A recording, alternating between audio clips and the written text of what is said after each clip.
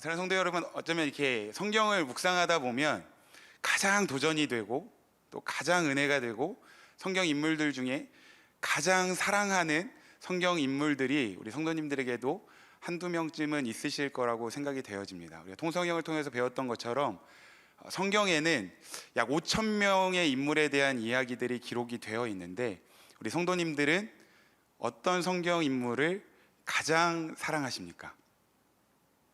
질문한 건데요. 어떤 성경 인물을 가장 사랑하십니까? 아브라함, 요셉, 모세, 네, 다윗도 있고요. 다니엘, 사무엘, 베드로, 바울, 엘리야, 또 예수님, 많은 인물들을 존경하시고 또 사랑하실 거라고 생각이 됩니다. 그런데 혹시 우리 성도님들 중에 나는 성경 인물들 가운데 야곱을 가장 사랑합니다 라고 생각하시는 분들이 있으신가요? 네, 제가 지금 설교 중에 질문을 했기 때문에 지금 대답을 해야 되나? 라고 생각하지 않으셔도 됩니다. 실제로 그 많은 성경 인물들 중에 나는 정말로 야곱을 가장 사랑합니다 라고 고백하시는 분들이 있으신지 궁금합니다. 신앙생활을 하다 보니까요, 정말 성경에 많은 인물들이 있고, 특별히 야곱의 이야기는 너무 유명한 이야기이기도 하고 설교 중에도 많이 인용되어지는 메시지이기도 한데, 정작 야곱을 가장 사랑합니다 라고 고백하는 성도님들은 그렇게 많이 찾아보기가 쉽지 않다는 겁니다. 왜 그럴까요? 야곱하면 뭔가 긍정적인 이미지가 먼저 떠오르지 않기 때문입니다. 야곱은 태어날 때부터 형의 발 뒤꿈치를 잡고 태어나서 이름을 야곱이라 지음받게 되는데, 이 야곱이라는 이름의 뜻은 잘 알고 계시리라고 생각이 됩니다. 사기꾼, 속이는 자, 거짓말하는 자, 약탈하는 자라는 이름을 가지고 있습니다. 그래서 실제로 야곱하면 우리가 가장 먼저 떠올리는 사건이 무엇입니까? 팥죽으로 형 에서로부터 장자의 명분을 빼앗은 사건과 아버지를 속여서 장자의 축복을 받았던 사건입니다. 야곱하면 얼마나 얄미운 사람입니까? 그런데 형을 속여서 팥죽 한 그릇으로 장자의 명분을 빼앗았고, 아버지를 속여서 장자의 축복을 받았지만, 그렇다고 해서 그날 이후로 야곱의 인생이 계속해서 매일매일 하나님으로부터 복을 받고 형통한 인생을 살았던 것은 아니었다는 겁니다. 오히려 우리가 잘 알고 있는 것처럼 그 장자의 축복을 받은 이후로 야곱은 축복을 받지 않은 것처럼 더 고달프고 힘든 인생을 살아야만 했습니다. 그래서 에서의 위협을 피해서 하란으로, 외삼촌 그 라반이 살고 있는 하란으로 이제 도피 생활을 하게 되는데, 하란에서도 뭔가 안정적인 삶을 살았던 것이 아니라 20년 가까이를 고난의 연속인 인생을 살아야만 했습니다. 그리고 하란에서 고향으로 다시 돌아올 때는 어떻습니까? 에서에 대한 두려움 때문에 기쁜 마음으로 고향으로 돌아오지 못했고, 심지어는 그 길 중간에 야복강에서 하나님과 씨름하면서 이스라엘이라고 하는 새로운 이름을 받기는 했지만, 그 씨름 가운데 하나님께서 야곱의 허벅지 관절을 치셔서 야곱은 그 이후로 평생을 절름발이로 살아야만 했습니다. 그 외에도 야곱의 인생에는 정말 많은 사건과 사고들이 있었는데, 야곱의 자녀들의 인생은 어떻습니까? 야곱의 자녀들 중에 딸 디나는 세겜의 추장에게 몹쓸 짓을 당하기도 하고, 무엇보다 가장 사랑했던 아들인 요셉이 형들의 질투로 말미암아서 이역만리 타국이었던 이집트로 팔려가는, 이 아들을 잃어버리는 그런 아픔까지 경험했던 사람이 야곱이었습니다. 그러니까 야곱은 인생의 말년에 바로왕 앞에 서서 자신의 인생에 대해서 고백하기를 뭐라고 고백합니까? 내 나이 130살인데 험악한 세월을 살았습니다. 스스로 자신이 그렇게 고백할 정도로 야곱의 인생을 생각해 보면 뭔가 좋아할 만한 구석을 찾아보기가 힘든 정말로 고달픈 인생이 야곱의 인생이었다라고 생각이 됩니다. 그래서 많은 성도님들이 나는 가장 사랑하는 인물로 야곱을 선택합니다 라고 이렇게 선택하시는 분들이 많지 않지만, 중요한 것은 하나님께서는 야곱을 선택하셨다는 겁니다.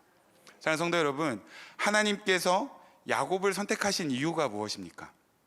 우리가 성경을 읽을 때 종종 이런 선입견을 가지고 읽습니다. 무슨 선입견이냐면, 하나님께서 성경의 어떤 위대한 믿음의 사람들을 선택하실 때에는 그 사람들이 어느 정도 자격을 갖추었기 때문에, 어느 정도 일정 조건을 갖추었기 때문에 하나님께서 선택하셨을 거야 라고 하는 그런 선입견이 알게 모르게 우리 가운데 있다는 겁니다. 그러니까 성경의 많은 인물들이 하나님께서 정해놓으신 어느 정도의 커트라인을 통과했기 때문에 하나님으로부터 선택받을 수 있었고 위대한 믿음의 사람으로 쓰임받을 수 있었다라는 그런 편견이 우리 안에 있다는 겁니다.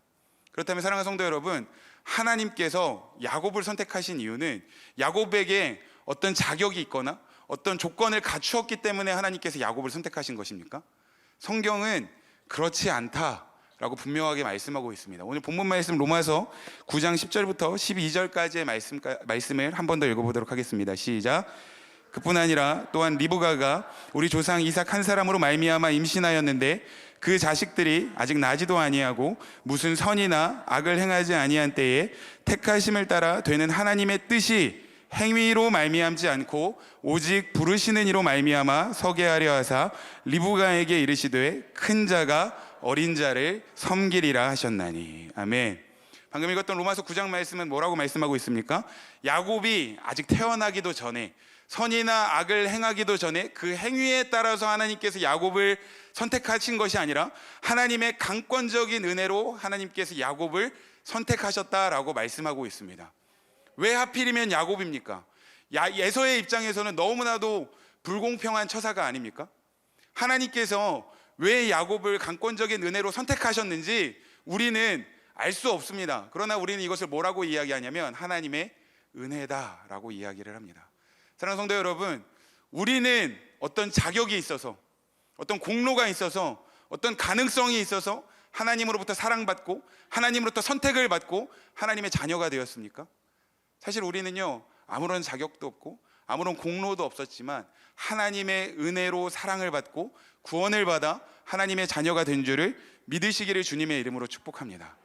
그런데 신앙생활을 하다 보면 안타깝게도 우리는 여전히 뭔가 자격이 있어야만 한다라고 생각을 하는 것 같습니다. 순종을 해야만 구원받을 수 있고, 또 교회에서 열심히 봉사를 해야만 천국에 갈 수 있고, 헌금을 많이 해야만 하나님으로부터 칭찬을 받을 수 있다라고 생각하는 경향들이 우리에게 있는 것은 아닌가 좀 생각이 되어집니다. 성도 여러분, 한번 생각해 보십시오. 하나님 정말 사랑하시죠? 이럴 때는 늘 말씀드리지만 아멘이 크게 나오셔야 됩니다. 하나님 정말 사랑하시죠? 하나님의 말씀대로 살기를 원하시죠? 그런데 우리의 현실은 어떻습니까? 정말 하나님 사랑하고 정말 하나님 말씀대로 살기를 원하지만 하나님의 말씀대로 100% 순종하지 못하고 실수하고 넘어질 때가 있습니까? 없습니까?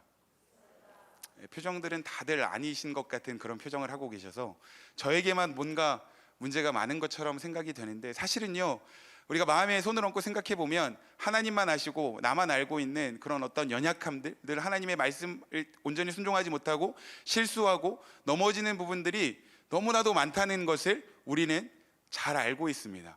그래서 그런 우리의 모습을 볼 때마다 우리는 이렇게 생각합니다. 하나님께서 과연 이런 나도 사랑하실까? 이렇게 실수하고 연약함 투성이인 나도 사랑하셔서 나를 구원하시고 하나님께서 나를 하나님의 자녀로 삼아주실까? 라는 생각을 하게 된다는 것입니다. 그러나 사랑하는 성도 여러분, 분명히 기억하십시오. 하나님은 여전히 저와 여러분들을 사랑하고 계십니다.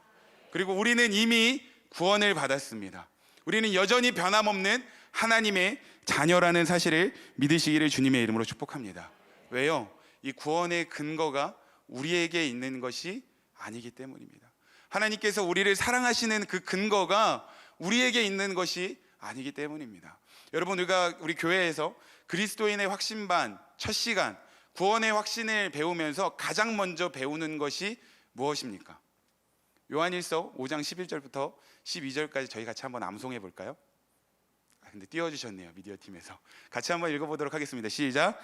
또 증거는 이것이니 하나님이 우리에게 영생을 주신 것과 이 생명이 그의 아들 안에 있는 그것이니라. 아들이 있는 자에게는 생명이 있고 하나님의 아들이 없는 자에게는 생명이 없느니라. 여러분 기억하십시오. 하나님이 우리에게 영생을 주셨다. 다시 말하면 영원한 생명을 선물로 주시는 분은 하나님이십니다. 구원의 주체는 하나님이시라는 겁니다. 우리에게 어떤 근거가 있어서 하나님께서 우리를 선택하시거나 우리를 사랑하시는 것이 아니라는 것입니다. 우리가 뭔가 순종을 열심히 해서 하나님께서 우리를 사랑하시는 것이 아니고, 교회에서 봉사를 열심히 한다고 해서 하나님께서 우리를 구원해 주시는 것이 아니고, 헌금을 많이 한다고 해서 하나님으로부터 칭찬받는 것이 아니고, 믿음의 3대, 4대이기 때문에 천국 가는 것이 아니고, 목사님 아들, 장로님 딸이라 구원을 받는 것이 아니라는 것입니다. 오직 믿음으로 예수 그리스도께서 나의 죄를 대신 지시고 십자가에서 죽으셨다가 3일 만에 다시 살아나셨다는 사실을 믿고 그 예수님을 나의 삶의 주인으로 모셔드릴 때 하나님의 은혜로 말미암아 저와 여러분들이 구원을 받고 하나님의 자녀가 되는 것입니다. 구원의 근거는 결코 우리에게 있는 것이 아닙니다. 하나님께서 은혜로 주시는 것인데, 하지만 여기에서 한 가지 중요한 것은 우리가 오해하지 말아야 할 것은, 그렇다고 해서 우리가 순종하지 않아도 된다, 교회 생활이나 신앙 생활을 엉망으로 해도 된다라는 것을 말씀드리고 싶은 것이 아닙니다.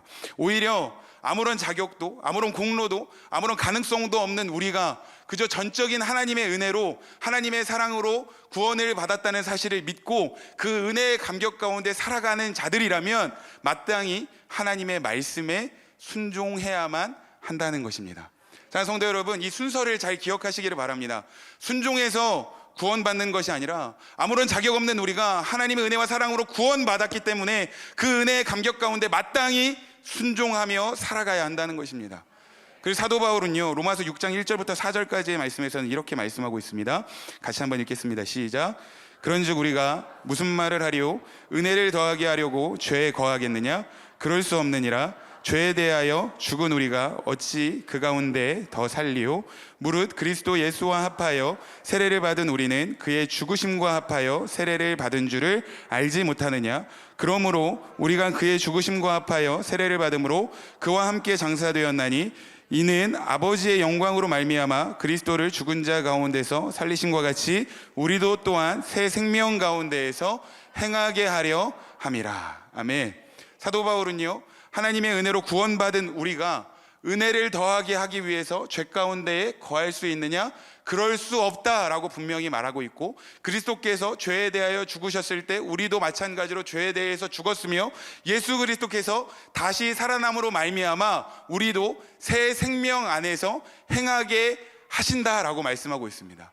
새 생명 안에서 행한다라는 이 말은요, 새로운 생명의 원리 가운데 그 지배를 받으며 살아간다. 다시 말하면 하나님 나라의 원리를 따라서 살아간다는 의미입니다. 한마디로 구원받은 하나님의 자녀라면 하나님 나라의 원리를 따라서 하나님의 말씀에 순종하는 삶을 살아가야만 한다는 것입니다.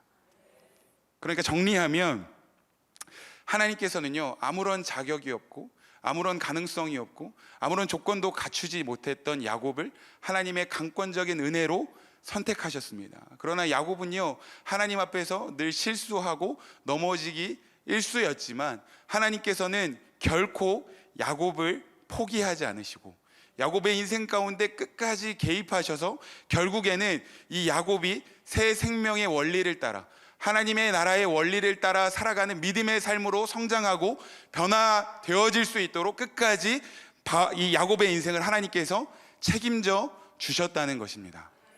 사랑하는 성도 여러분, 우리는 아무런 자격이 없지만 하나님께서 우리를 사랑으로 선택해 주셨다는 사실을 믿으시기를 바랍니다.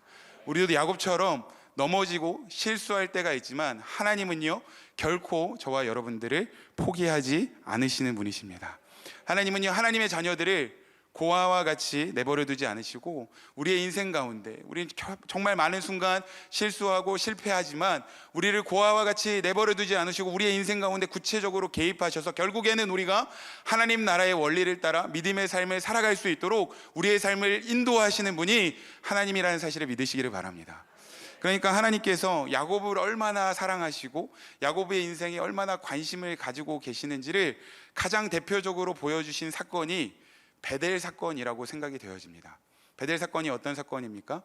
이 야곱이 아버지와 형을 속여서 장자의 축복을 받았지만 에서의 위협을 피해서 고향 브엘세바를 떠나서 하란으로 가던 여정 중에 하나님을 경험한 사건이 이 베델 사건이었습니다. 분명히 얼마 전에 아버지로부터 장자의 축복을 받았습니다. 그런데 지금 당장의 현실은 축복과는 굉장히 거리가 먼 것 같은 그런 어려움과 고난이 야곱의 인생에 찾아왔다는 겁니다. 브엘세바에서부터 하란까지의 거리는요, 무려 900km가 되는 먼 거리였습니다. 그러니까 쉬지 않고 걸어간다고 하면 약 40일 정도 걸리는 거리라고 하고, 중간중간 쉬면서 가면 적어도 3개월에서 4개월 정도 걸리는 그렇게 먼 여정이었다는 겁니다. 그런데 그 길이 그냥 잘 닦여진 도로를 가는 것이 아니라 광활하고 척박한 광야의 길을 걸어가는 여정이었습니다.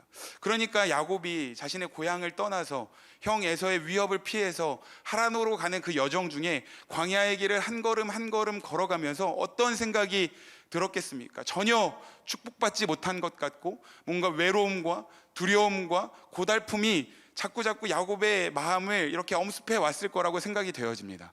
그래서 이 고향을 떠나서 하란으로 가는 여정을 성경은 이렇게 기록하고 있습니다. 창세기 28장 10절과 11절 말씀 한번 읽어보겠습니다. 시작. 야곱이 브에세바에서 떠나 하란으로 향하여 가더니 한 곳에 이르러서는 해가 진지라. 거기서 유숙하려고 그곳에 한 돌을 가져다가 베개로 삼고 거기 누워서 자더니. 저는요, 이 말씀이 지금 야곱의 인생을 정말로 적절하게 잘 표현해주는 말씀이라고 생각이 되어집니다. 지금 야곱이 어디에 있다고 성경은 기록하고 있습니까? 한 곳에 이르렀다라고 성경 기록하고 있는데, 세번역 성경을 보면 어떤 곳에 이르러서라고 번역하고 있습니다. 그러니까 고향을 떠나서 하란으로 가는 그 광야길을 한 걸음 한 걸음 힘겹게 걸어가고는 있으나 지금 내가 어디쯤에 와 있는지조차 알 수 없는 그런 인생의 여정 가운데 시간은 어떻게 되었습니까?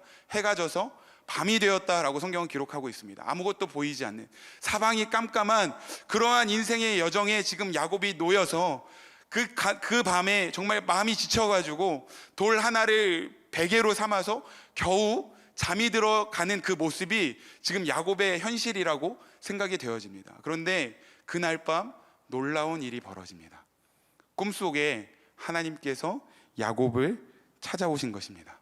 사닥다리 하나가 놓여 있고 그 사닥다리를 하나님의 천사들이 오르락내리락 하고 있으며 그 사닥다리 꼭대기에는 하나님이 서 계셨습니다. 그리고 하나님께서 야곱에게 이렇게 말씀하시는 겁니다. 창세기 28장 13절부터 15절까지의 말씀 한번 읽어보겠습니다. 시작. 또 본즉 여호와께서 그 위에 서서 이르시되 나는 여호와니 너의 조부 아브라함의 하나님이요 이삭의 하나님이라. 내가 누워있는 땅을 내가 너와 내 자손에게 주리니 내 자손이 땅의 티끌같이 되어 내가 서쪽과 동쪽과 북쪽과 남쪽으로 퍼져나갈지며 땅의 모든 족속이 너와 내 자손으로 말미암아 복을 받으리라. 내가 너와 함께 있어 네가 어디로 가든지 너를 지키며 너를 이끌어 이 땅으로 돌아오게 할지라. 내가 내게 허락한 것을 다 이루기까지 너를 떠나지 아니하리라 하신지라. 아멘. 지금 이 광야의 길을 가면서 너무나도 고단해하고 힘들어하고 어려워하는 야곱을 찾아오셔서 하나님께서 야곱을 위로해 주시는 것입니다. 사랑하는 야곱아, 나는 너의 할아버지 아브라함의 하나님이고 너의 아버지 이삭의 하나님이야. 네가 지금 누워있는 그 땅을 너와 너의 자손에게 반드시 줄 것이고 너의 자손은 이 땅의 티끌들처럼 많아지게 할 거야. 그런데 지금 현실을 보니까 너무 많이 힘들지. 내가 너에게 했던 이 약속이 이루어질 것 같은 소망이 전혀 없지. 그렇지만 그 약속이 너의 삶을 통하여 이루어질 때까지 나는 결코 너를 떠나지 않을 거야. 내가 너를 지켜줄 거고 너를 보호해 줄 거고 너를 향한 나의 약속은 반드시 너를 통해 이루어질 거야. 하나님께서 야곱을 이렇게 위로해 주시는 거예요. 그리고 꿈에서 깨어난 야곱이 그제서야 와, 하나님께서 진짜 나와 함께 하고 계시는구나 라는 것을 깨닫고 그곳의 이름을 베델이라 지어 부르기 시작했습니다. 근데 중요한 것은 무엇이냐면 그렇게 힘든 광야길을 걸어가는 동안에 야곱이 먼저 하나님을 찾은 것이 아니라 하나님께서 먼저 야곱을 찾아오셨다는 것입니다. 여러분, 야곱의 꿈에 사닥다리를 놓으신 분이 누구이십니까? 하나님이십니다. 무엇보다 더 중요한 것은 그 꿈을 꾸게 하신 분은 누구이십니까? 하나님이시라는 거예요. 우리 성도님들 중에 혹시라도 매일 밤마다 내가 원하는 꿈을 마음대로 꾸실 수 있으신 분들이 있으십니까? 오늘 밤에는 내가 뭔가 액션 영화의 주인공이 돼봐야지 라고 간절히 생각하고 잠들면 막 그런 꿈이 꺼지던가요? 오늘 밤에는 내가 로맨스 영화에 뭔가 그 비련의 여주인공이 한번 돼봐야지 라는 그런 마음을 가지고 간절히 잠들면 그런 꿈이 꺼지던가요? 꿈은요, 내가 꾸고 싶다고 꿀 수 있는 것이 아니라 꾸어지는 것입니다. 저희 가정에 첫째 아이를 이제 임신하게 하셨을 때 어느 날 제가 꿈을 꾸었습니다. 이 꿈을 뭐라고 하죠? 태몽이라고 하는데, 이 목회자가 태몽이라고 이야기해도 되는지는 잘 모르겠지만 그 꿈이 너무 생생했습니다. 어떤 꿈이었냐면, 어떤 사람이 저를 찾아왔는데 누구였는지는 정확하게 잘 기억이 안 나는데, 누군가가 저를 찾아와서 제 손에 돈다발을 주고 가는 겁니다. 그런데 그 돈이 무려 7억이었습니다. 꿈이었다고요? 7억이었는데 얼마나 생생한지 지금도 그 7억이 여전히 생각나요. 그런데 여러분, 이 꿈에서 7억을 딱 제가 받으니까 그 다음날 너무 기분이 좋더라고요. 그 다음날에도 그런 꿈을 꾸고 싶었습니다. 매일매일 잠에 들 때마다 누군가가 나에게 1억씩 주고 가는 꿈을 꾼다면 얼마나 행복할까라고 생각했지만, 그 이후로 한 번도 누군가가 저에게 돈을 주고 간 적이 없습니다. 제가 아무리 간절한 마음으로 꿈을 꾸고 싶다고 해도 내 마음대로 꾸어지지 않는 것이 꿈이라는 것입니다. 그런데 야곱도 그날 밤에 생각하지 못한 꿈을 꾸었습니다. 그 꿈에서 야곱은 하나님을 만난 것입니다. 중요한 건 이 야곱이 그날 밤 잠들면서 내가 오늘 하나님을 만나야지, 하나님 정말 만나고 싶습니다 라고 하는 그러한 간절한 마음을 가지고 잠들었기 때문에 그러한 꿈을 꾼 것이 아니라, 그저 지쳐서 낙심하여 쓰러져 있던 그 야곱을 하나님께서 그 밤에 강권적으로 찾아오셔서 만나 주셨다는 겁니다. 할렐루야. 사랑하는 성도 여러분, 이것이 은혜입니다. 우리가 먼저 하나님을 찾아간 것이 아니라 하나님께서 먼저 우리를 찾아오셨습니다. 우리가 먼저 하나님을 사랑하기로 결정한 것이 아니라 하나님께서 먼저 우리를 사랑해 주셨고, 우리를 선택해 주셨고, 고달픈 인생 가운데 지쳐있는 우리를 만나 주셔서 우리를 위로해 주시고 격려해 주시고 회복시켜 주시며 늘 약속의 말씀을 주시는 분이 우리 하나님이시라는 것을 믿으시기를 주님의 이름으로 축복합니다. 그러나 사랑하는 성도 여러분, 야곱의 인생에 있어서 베델은요, 끝이 아니라 시작이었습니다. 이 베델 사건으로부터 본격적인 야곱의 인생의 여정이 시작되는데, 이 말씀의 서두에서 말씀드렸던 것처럼 야곱은요, 베델에서 분명히 나와 함께 하시는 하나님을 만나고 경험했지만 그 이후로의 야곱의 인생은요, 정말로 험악한 세월이었습니다. 너무너무 힘들고 어려운 시간들이었고, 그러한 삶 속을 계속해서 하나님께서는요, 야곱의 인생에 개입하셔서 야곱의 삶을 향한 하나님의 계획과 하나님의 뜻이 무엇인지를 말씀해 주시고 알려주시고 인도해 주시기를 원하셨습니다. 한번 생각해 보십시오. 야곱이 결정적인 순간 때마다 하나님께서 야곱을 찾아가셔서 마하나임의 그 하나님의 군대가 함께하고 계시는 것도 보여주시고, 특별한 기적과 은혜로 야곱의 가족들이 부요하게도 하시고, 특별히 야복강에서는요, 야곱이 하나님 앞에 씨름할 때 저는 하나님께서 야곱과 함께 그 시간들을 보내주셨다라고 생각이 되어집니다.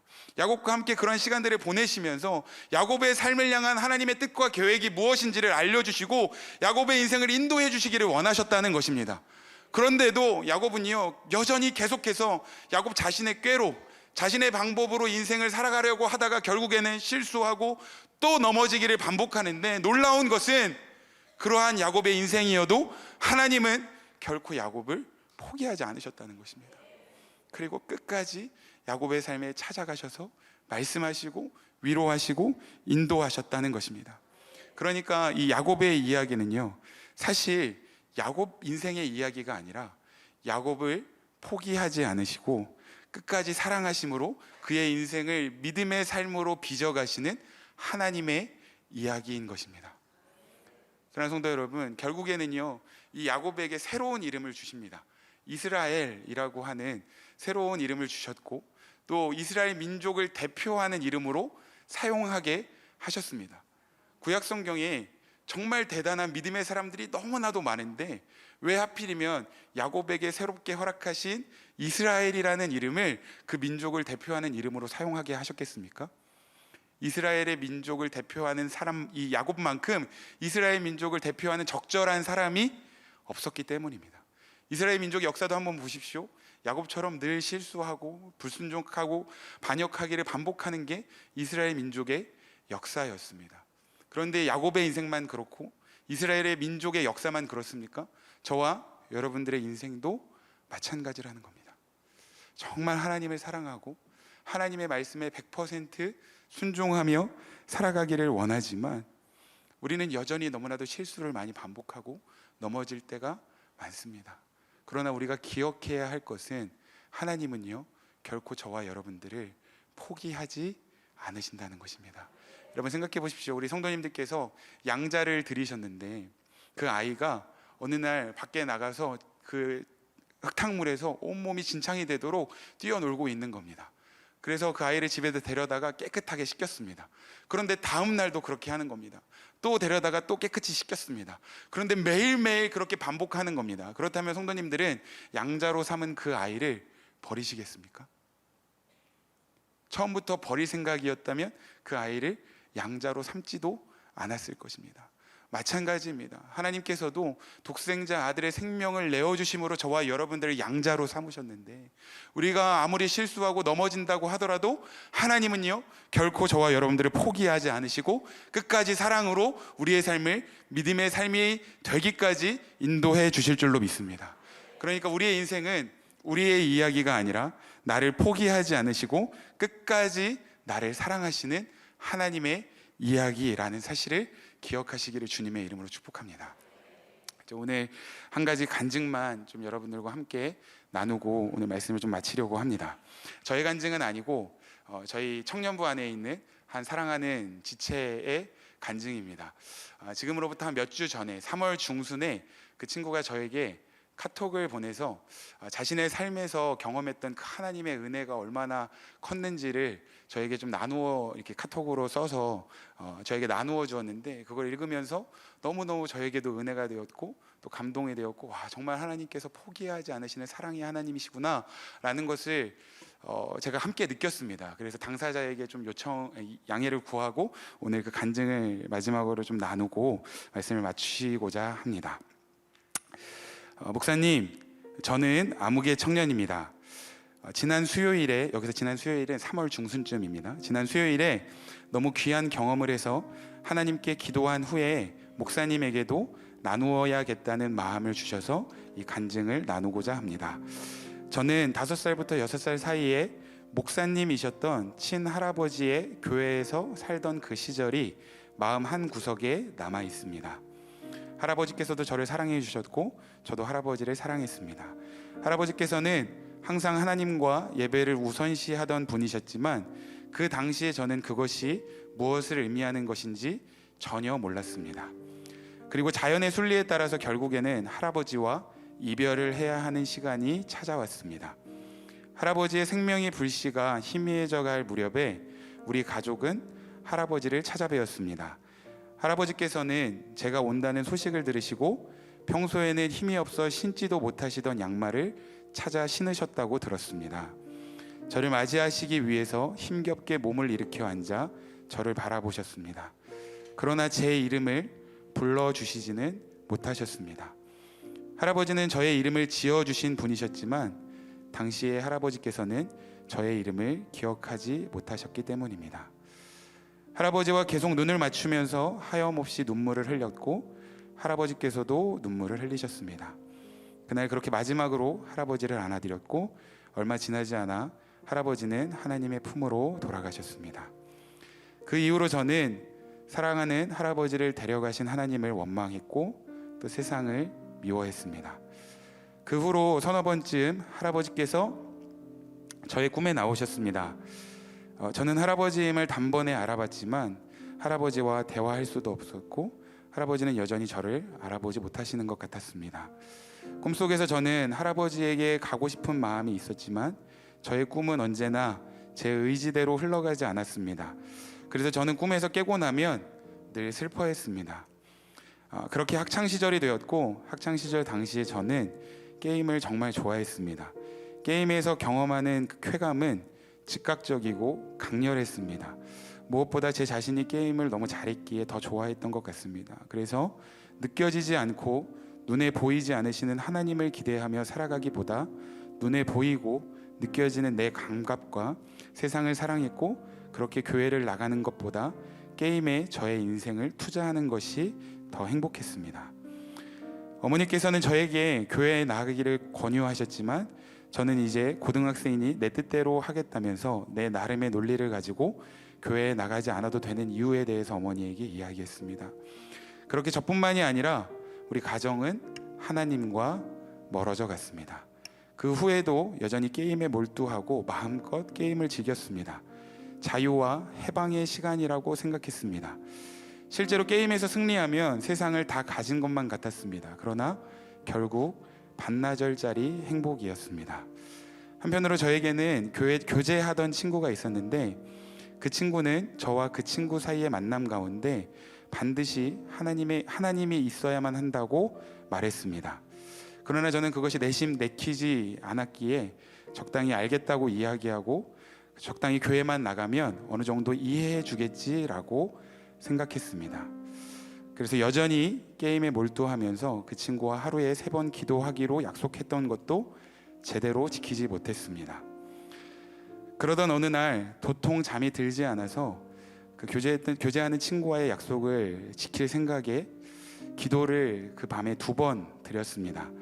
잠이 잘 들게 해달라는 기도와 그저 형식적인 기도였습니다. 그리고 그날 밤 저는 또 꿈을 꾸었습니다.